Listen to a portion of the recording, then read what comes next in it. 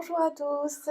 Bon, avant de commencer la vidéo, je vous souhaite une très bonne année parce que je ne l'avais pas encore fait et je vous souhaite plein de bonnes choses pour l'année 2019. Cette vidéo va être un petit peu différente de celle de d'habitude parce que en plus de la maternité, j'ai plein d'autres sujets en tête, plein de sujets auxquels j'aimerais parler avec vous. Et pour commencer ce début d'année, j'avais envie de parler un petit peu des différences entre la France et l'Australie. Donc si vous ne savez pas, forcément, c'est parce que j'ai été vivre en Australie quelque temps. Et j'ai remarqué des différences plus ou moins grosses. Je vais vous en citer quelques-unes aujourd'hui sur ce qui me revient en tête. C'est parti, mate. Première différence, l'accueil. Les gens là-bas sont super souriants, sont super friendly. Ils vont tous vous sourire, tous venir très chaleureusement vous voir. Alors que c'est vrai qu'en France, on a tendance à prendre nos distances avec les gens qu'on ne connaît pas. On est toujours un peu réticent, un petit peu froid, on a toujours un peu peur, on va dire, des étrangers ou des gens qu'on ne connaît pas.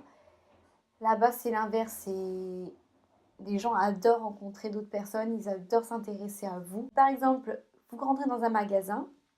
En France, on va vous dire bonjour, hein, normalement, bien sûr. Là-bas, on va vous dire Hey mate, how is it going today? Et en gros, ça veut dire, littéralement parlant, bonjour en gros mon pote ou bonjour, comment ça va aujourd'hui? Et en gros, la première fois qu'on m'a dit ça dans un magasin, je suis restée regarder la vendeuse et je lui dis, donc je lui ai dit forcément en anglais en gros, bah merci, ça va bien et vous? Enfin, je suis restée un petit peu surprise qu'on me pose des questions, mais en fait chez eux, ils n'attendent pas forcément la réponse de oui merci, ça va et vous? C'est plutôt du genre juste qu'on leur dise bonjour. C'est la façon pour eux d'être très polis en fait. Deuxième différence qui a un petit peu à voir avec l'accueil, c'est la façon de se dire bonjour quand les personnes se connaissent. Chez nous, c'est la bise, le fameux 2, 3, 4. Chez eux, ça va plutôt être une façon de se prendre dans les bras.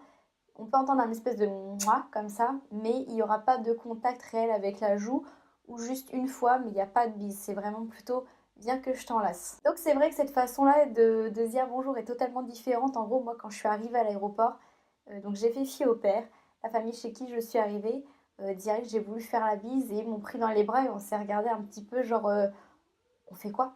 Troisième différence, si vous allez en Australie, c'est un petit peu là-dessus, je pense, comme les États-Unis, c'est la différence au niveau de la taille des verres. Alors moi, je suis restée bouche bée de voir que les verres là-bas sont juste énormes. Nous, voilà, nos petits verres, ils sont grands comme ça en France. Là-bas, on vous sert un verre, c'est ça quoi. Tout est disproportionné par rapport à chez nous. Et quand je suis rentrée en France, que j'ai redemandé un verre d'eau quand je suis rentrée chez mes parents, parce qu'à l'époque, j'étais encore chez mes parents, ils ont ressorti voilà, les petits verres qu'on a chez nous bien en France. Et j'aurais dit, en fait, c'est tout petit ce qu'on boit. Que là-bas, ils ont des gros verres. En même temps, du côté de Brisbane où j'étais, bah, il fait chaud toute l'année. Donc forcément, bah, vous buvez beaucoup d'eau. Bon, pas que de l'eau aussi, hein, mais beaucoup d'eau. Et beaucoup de glaçons aussi d'ailleurs. Troisième différence, ça va être au niveau des repas. Ils vont faire un bon petit déjeuner, assez copieux. Donc par contre, vous pouvez avoir aussi bien du sucré que du salé, mixer les deux, ou l'un et l'autre, ça dépend. On va dire que l'Australie, il faut savoir qu'à la base, les Australiens sont des Anglais. Donc ils ont plus le côté anglais qui ressort. Après, ils sont quand même assez fervents de sucré aussi le matin. Moi, je sais que je pouvais manger des deux. Enfin, moi, j'aime que le sucré, mais je pouvais faire des deux le matin pour les enfants. Midi, ça va être plutôt léger, plutôt sandwich, petite salade. Les enfants, ils ont souvent à l'école, vous savez, les petites. Comment on appelle ça? Euh, les enfants, ils ont souvent leur lunchbox. Et dans leur lunchbox, du coup, il y a beaucoup, en fait, le sandwich. Donc après, vous pouvez le garnir de beurre de cacahuète, de thon à la mayo maïs, que j'aimais bien d'ailleurs. C'est bizarre à dire comme ça, mais j'aimais bien. Des fois, juste une tranche un peu de jambon. Alors, leur jambon, c'est un peu différent de chez nous, ça va être plus du bacon. Ils n'ont pas voilà, réellement de vrai déjeuner, c'est pas comme chez nous. Ils mènent au repas, donc ils ont un petit goûter aussi généralement, ou ils grignotent, ça dépend. Et vous avez le repas qui se fait en plus beaucoup plus tôt que chez nous, mais ça va aussi avec l'heure de réveil qui viendra après. Donc le repas, il va être beaucoup plus copieux et il va être plutôt autour de 18h30, je dirais. Ce qui m'emmène donc par rapport au timing.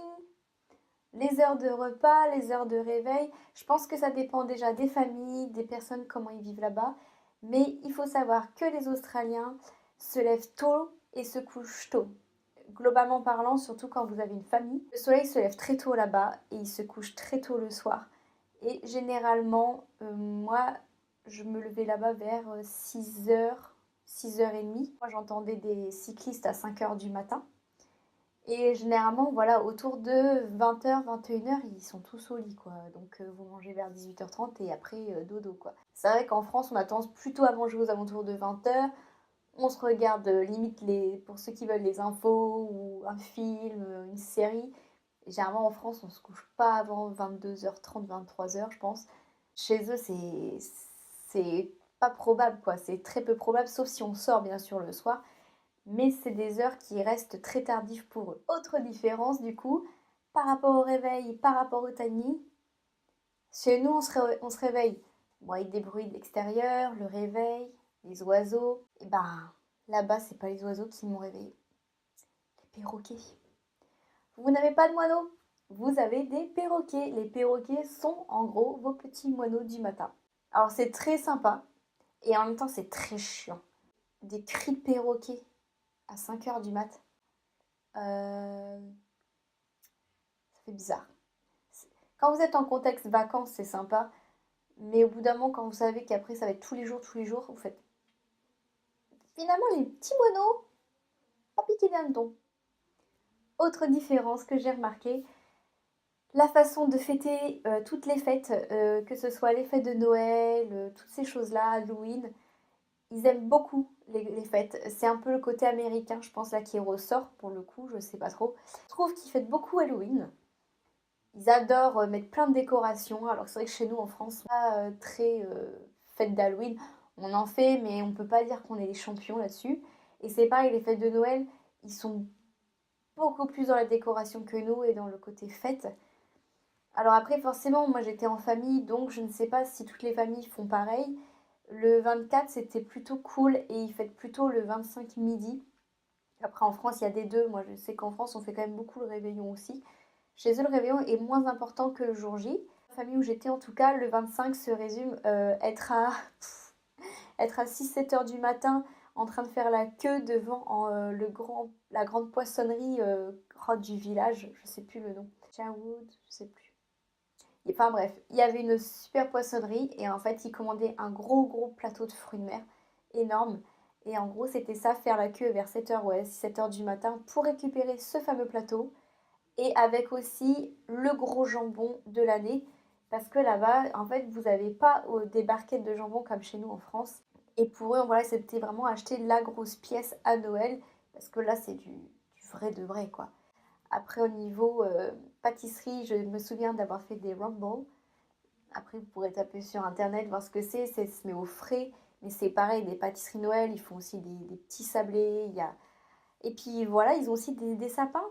Et on leur met des sapins. Mais c'est vrai que quand vous êtes dans un pays où il fait entre 30, 40 degrés et que vous décorez un sapin de Noël, ça fait trop bizarre parce que vous n'avez pas l'impression que c'est Noël en fait. Autre différence à noter, ça va être au niveau des boulangeries. Une boulangerie-pâtisserie. Je suis désolée les Australiens, je vous adore. Mais alors le pain, j'ai jamais mangé une vraie baguette. J'ai jamais trouvé le goût qu'on a chez nous en France. Ils ont tendance à avoir une farine, je sais pas, qui est très épaisse. La mie n'est pas tendre. Ça a tendance à être très ferme. Et pourtant, ça coûte assez cher. Croissant, pain au chocolat, tarte aux fraises, tarte framboise, citron. Bon, par exemple, des millefeuilles, ça n'existe même pas. Enfin, les pâtisseries là-bas, c'est voilà, des donuts, des choses un peu, voilà, un peu, vous voyez, typiques américains ou anglais. Vous n'allez pas trouver de pâtisserie française, c'est très rare. Alors, je vous avoue que la nourriture française, que ce soit au niveau même des yaourts, du fromage, là-bas, ça m'a manqué tout ce qui était laitage. C'est très peu diversifié, c'est pas, voilà, pâtisserie, pain. C'est des choses qui m'ont beaucoup manqué que chez nous. On se rend pas compte de la chance qu'on a d'avoir autant de belles choses. Pour continuer sur la nourriture, encore une différence, c'est que là-bas, ils ont beaucoup l'influence japonaise et indienne parce qu'ils ont beaucoup chez eux de japonais et d'indiens. Donc vous trouverez facilement de la nourriture indienne et facilement des sushis. En France, c'est compliqué d'avoir des sushis et c'est quand même cher. À savoir que l'Australie est un pays très cher. Après, c'est un niveau de vie qui est supérieur au nôtre, le salaire est supérieur au nôtre. Je reviendrai si vous voulez dans une autre vidéo pour parler de tout ça au niveau du train de vie, du niveau de vie, tout ça. Mais les sushis là-bas, je pouvais en manger autant que je voulais. Pas facile de trouver et ça reste très cher en France.